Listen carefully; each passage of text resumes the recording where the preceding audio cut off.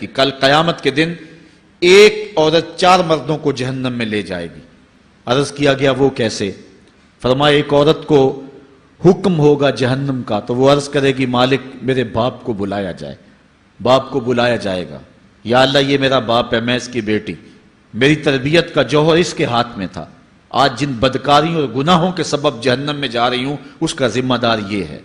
وہ باپ جس نے اپنے بیٹی کو سب کچھ دیا، اپنی اولاد کی تعلیم کے لیے اپنے پلاٹ بیچ دیے، جائیدادیں فروخت کر دیں، نہیں دیا تو دین نہیں دیا، کل قیامت کے دن وہ اللہ کے حضور کیا جواب دے گا؟ ارشاد ہوگا اسے بھی پکڑو، اس کے باپ کو بھی پکڑو اور جہنم میں لے جاؤ۔ عرض کرے گی نہیں مالک میرے بھائی کو بلایا جائے۔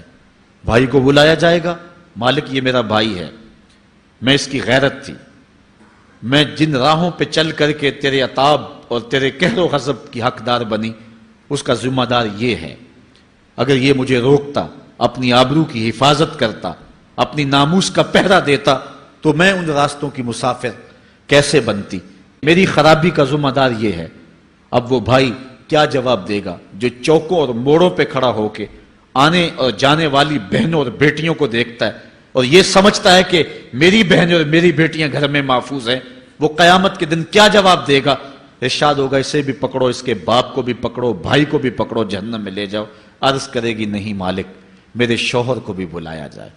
بلایا جائے گا، مالک یہ میرا شوہر ہے اور میں اس کی بیوی، میری تربیت کا جوہر ماں باپ کے بعد اس کے ہاتھ میں تھا اور اس کے پاس طلاق کی دھمکی ایسی چیز تھی، مجھے جو چاہتا منواتا اور جس انداز میں ڈھالنا چاہتا مجھے ڈھال لیتا، لیکن اس نے مجھے کبھی راہ حق کی طرف نہیں بلایا تھا۔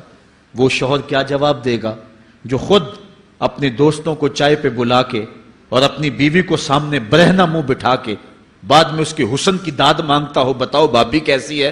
تو وہ کیا جواب دے گا قیامت کے دن؟ ارشاد ہوگا اس کو بھی پکڑو، اس کے باپ کو بھی، اس کے شوہر کو بھی اور اس کے بھائی کو بھی جہنم میں لے جاؤ۔ عرض کرے گی نہیں مالک میرے بیٹے کو بھی بلایا جائے۔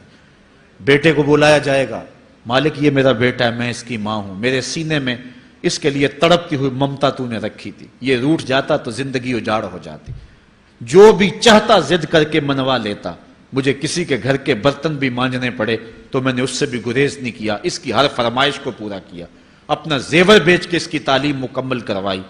اگر یہ ضد کرتا کہ امی آپ نماز نہیں پڑھتی، میں آپ کے ہاتھ کا کھانا نہیں کھاؤں گا، امی آپ یہ عمل کیوں کرتی ہیں، یہ شریعت میں جائز نہیں ہے، تو میں جو ہے وہ کھانا نہیں کھاؤں گا، تو کیا میری ممتا مجبور نہ ہو جاتی؟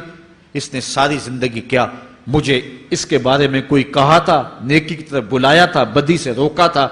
جس بیٹے نے اپنی ماں سے ہر ضد پوری کروائی ہو تو اس نے صرف دین کے بارے میں کوئی ضد نہیں کی ہے، تو وہ کل قیامت کے دن کیا جواب ہوگا؟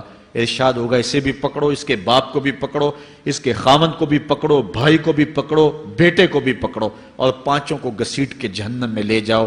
فرمایا قیامت کے دن ایک عورت 4 مردوں کو جہنم میں لے جائے گی۔